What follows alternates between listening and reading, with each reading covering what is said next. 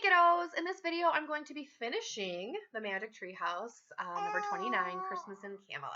I don't know about you, but I'm excited to see how this book ends. I already know because I've read it before, but if you haven't read it before, it's got a really good ending. So if you are following along at home, we are on chapter 13, which begins on page 84. And if you are not following along at home, sit back, relax, and listen. And Grayson's here with me too, so if you hear the little baby giggles, that's what's up with that. All right, chapter 13, Your Horses Are Waiting. I don't believe what just happened, said Jack. What part don't you believe, said Annie, holding the silver cup. Jack laughed and shook his head. I don't believe any of it, he said. Annie laughed too. That was cool, huh? Jack pushed his glasses into place and stared at her. Seriously, what just happened in there? He asked. I imagined us fighting the keepers with the flaming sword, said Annie. What did you imagine? Jack shrugged. I just imagined that the keepers were going back into their holes, he said. Good, said Annie. We both got what we imagined. Yeah, said Jack, smiling, but what you imagined made a much better story. A shriek of fury came from inside the cave. Yikes, said Annie. Let's get out of here, said Jack. He scrambled to his feet, and together they climbed back down over the big rocks to the thicket. Annie moved very carefully to keep from spilling the water in the cup. When they came to the thicket, Jack pulled out Sir Percival's compass. If we came west to get here, we have to go east to get back, he said. East is that way. As they started into the wild growth, Jack went first so he could clear the way for Annie. Without talking, they pushed steadily through the trees and bushes, moving farther and farther from the keeper's cave. Finally, they heard music in the distance. They walked closer and closer toward the sound until they stepped back into the green glade. The winged dancers were still there, dancing in their magic circle. Jack's heart raced. He wanted to join them again, but he knew that if he did, he would never escape their dance. Look, said Annie, the knights are awake. Sir Lancelot, Sir Galahad, and Sir Percival were standing just beyond the circle of dancers. They were buckling on their swords. Hi, called Annie. Guess what? We got it. The knights walked shakily toward Jack and Annie. They still looked thin and tired, but color had returned to their cheeks. We have the water of memory and imagination, said Annie. She held up the silver cup, and the knights smiled. Now we just have to get back to Camelot, said Jack. We would like to help you, said Sir Lancelot, but it seems we have lost our 3 horses. No, you haven't, said Annie. Your horses are waiting for you. They're on the other side of the hill, said Jack. Jack and Annie led the knights over the hill. On their way back, Jack picked up the red velvet cloak. When they came to the meadow, they saw the 3 horses. The horses neighed and cantered over to the knights. As Sir Lancelot stroked the mane of the black horse, he turned to Jack and Annie. You can both ride back to Camelot with me, he said. Thanks, they said. Jack fastened the red cloak around his neck. Sir Lancelot helped them onto the back of his horse, then climbed on himself. Annie sat behind Lancelot. She held onto the knight with her right hand. She held the silver cup in her left. Can you carry the water without spilling it? Jack asked her, worried. I'll try, she said. Sir Galahad mounted the brown horse, and Sir Percival climbed onto the gray horse. Then the 3 knights started through the pale green meadow. Careful, careful, Jack whispered to Annie. I got it, she said. When they came to the iron gate, the knights drew their swords. Open the gate in the name of King Arthur of Camelot, Sir Lancelot called through the Though he still sounded hoarse, the knight's deep voice carried amazing strength.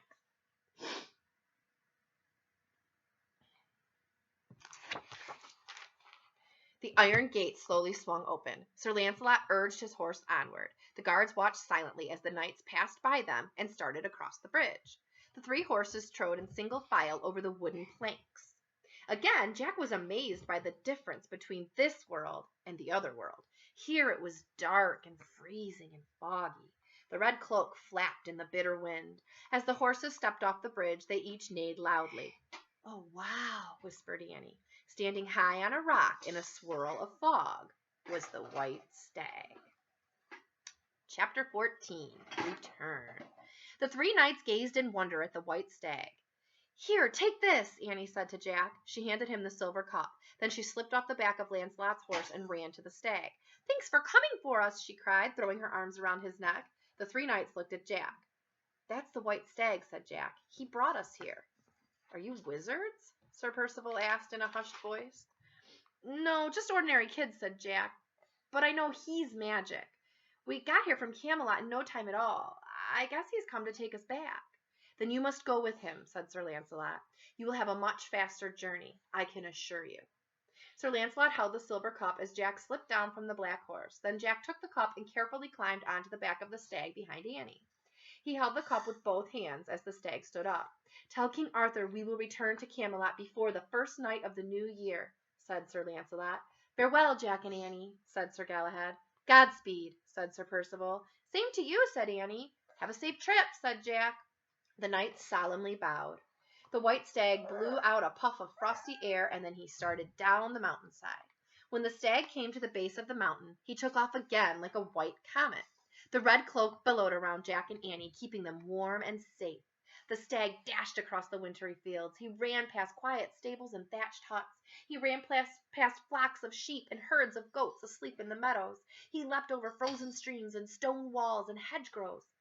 The stag ran on and on through the starry night until he brought Jack and Annie back to the dark castle grounds of Camelot.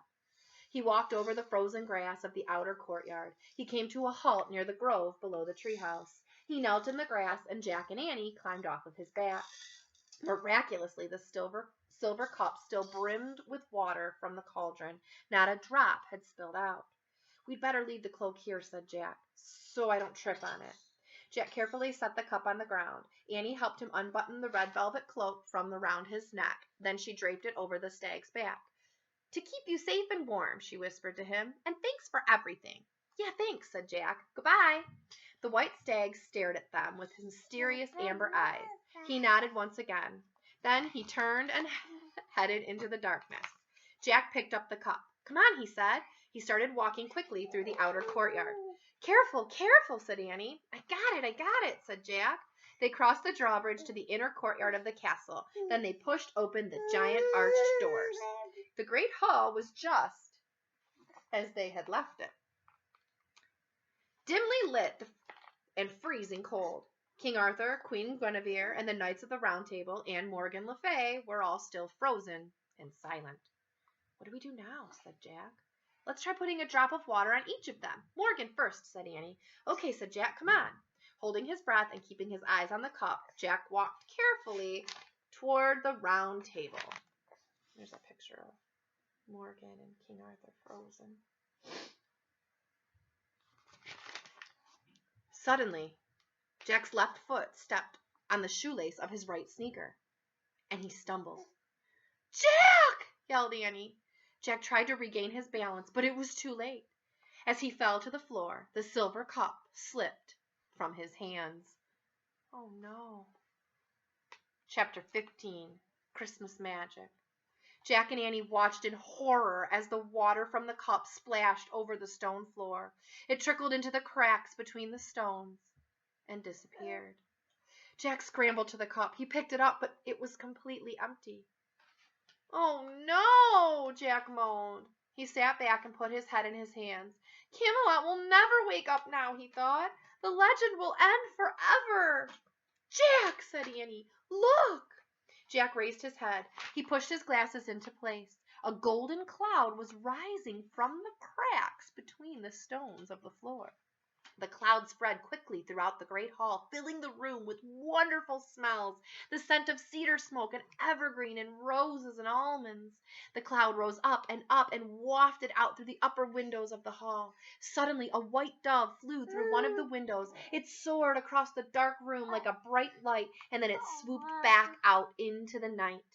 Soft, gentle laughter came from the end of the hall. The laughter grew louder and louder. Jack saw King Arthur and Queen Guinevere looking at one another. They were laughing. The Knights of the Round Table were laughing too. Best of all, Jack saw Morgan Le Fay smiling at him and Annie. Jack, Annie, come here, she called. She held out her arms. "Morgan!" cried Annie. She ran to Morgan and threw her arms around the enchantress. Jack stood up, still holding the empty cup. He ran to Morgan and hugged her, too. "We did what the Christmas night told us to do," said Annie. "We brought the water of memory and imagination." "But I dropped the cup," said Jack, "and spilled the water." "But the water made a gold cloud," said Annie, "and everyone came back to life." Morgan laughed with amazement. "You have just returned from the other world?" she asked. "Yes," said Annie. "A white stag brought us back," said Jack. He turned to King Arthur. "Your Majesty," he said, "we have good news. Your knights are safe. Sir Lancelot said to tell you that they'll be home before the first night of the new year." The king looked bewildered. "You found them?" "Yes, they are all fine," said Annie. "Here," said Jack. He handed the silver cup to the king. "Please give this back to Sir Galahad." "And this to Sir Lancelot," said Annie, and she took the glass key from around her neck and gave it to King Arthur. "Oh, and this to Sir Percival," said Jack, and he pulled the wooden compass box from his pack and gave it to the king. At first, King Arthur was too stunned to speak. Then he clapped his hands and laughed joyfully. "Thank you," he said to Jack and Annie. The knights of the Round Table all cheered. "Ring the bells!" King Arthur shouted. "Call the people of Camelot to the castle." "They have already gathered outside the doors, your Majesty," said the page. "Bring them in," said King Arthur. "We must rejoice together." Queen Guinevere smiled at Jack and Annie. Her eyes sparkled now. "Once again you have helped save Camelot," she said. "Thank you very much." "You're welcome," said Jack and Annie together. Then Jack heard the sounds of children talking and laughing. He turned to see a crowd of people streaming through the arched doorway of the great hall. They carried candles, a giant fir tree, and boughs of holly and pine. Musicians followed them with stringed instruments. As everyone started to decorate the hall, the musicians began playing and singing beautiful Christmas carols. "Jack," said Annie, "look!" The white stag was standing in the arched doorway. Jack turned excitedly to Morgan. "See that white stag?" he said. "He took us to the other world. See him?" Morgan smiled. "Yes, I do see him," she said. "And now I see everything." Jack looked back at the doorway. The stag was gone. In its place stood an old man with a very long white beard. He held a staff and wore a flowing red cloak, the same cloak that Jack and Annie had worn on their quest.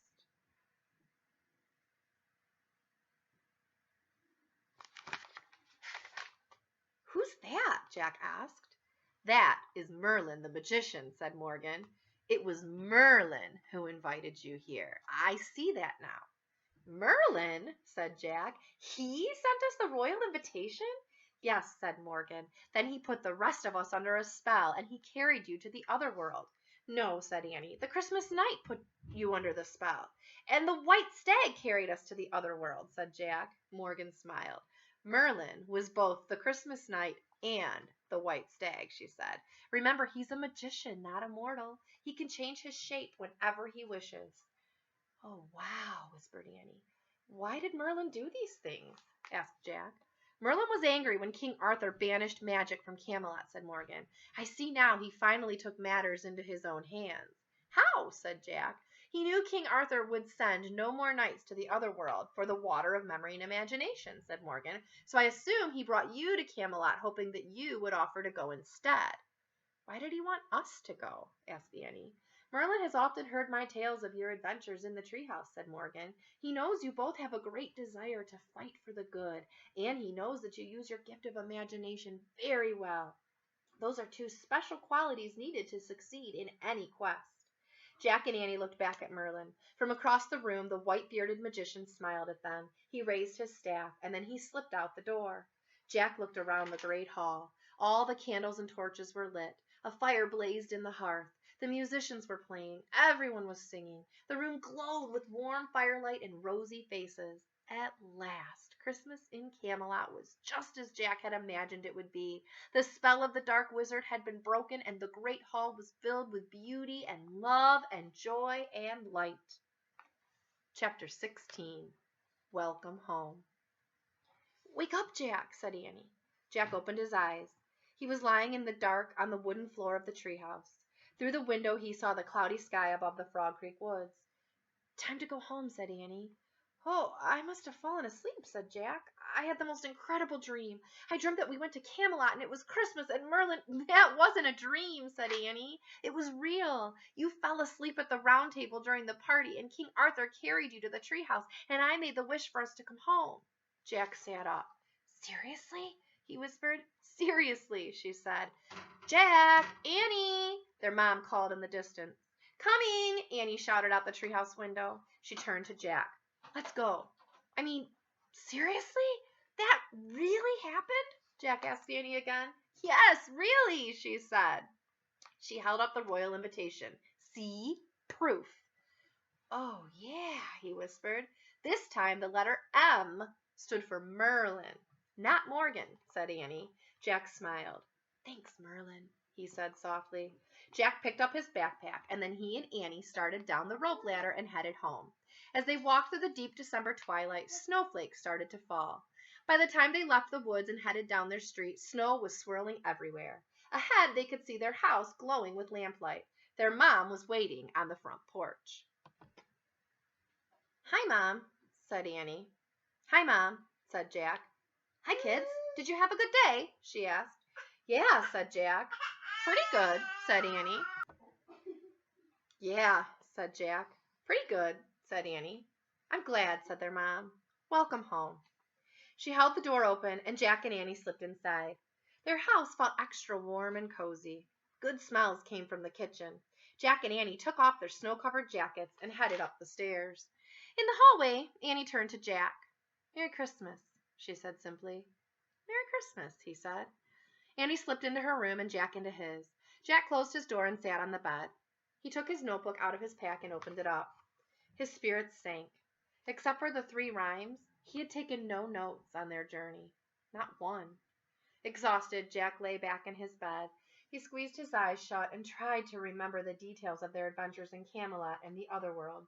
He could feel the terrible chill in the great hall when Morgan was frozen. He could hear the joyful music as the winged dancers danced around in their circle.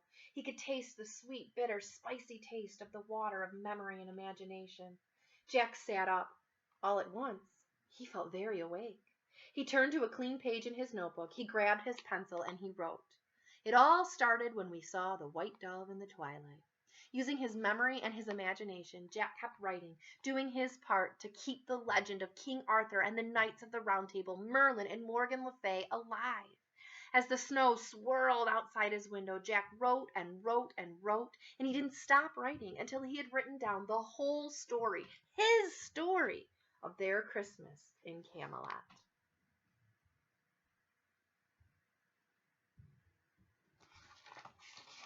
And boys and girls, that is the story of Christmas in Camelot. And now you understand why this was called a Merlin mission, because this time their mission was given to them by Merlin, not Morgan. And so as we read the next few books, which are Merlin missions, you will see that it's actually Merlin the magician sending them on their missions instead of Morgan.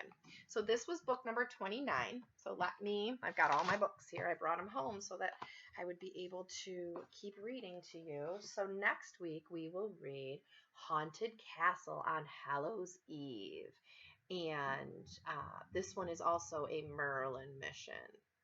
Okay, so I look forward to reading this one to you next week. If you want to follow along, this will be the book that we are reading starting on Monday. Have a great weekend, boys and girls. Bye.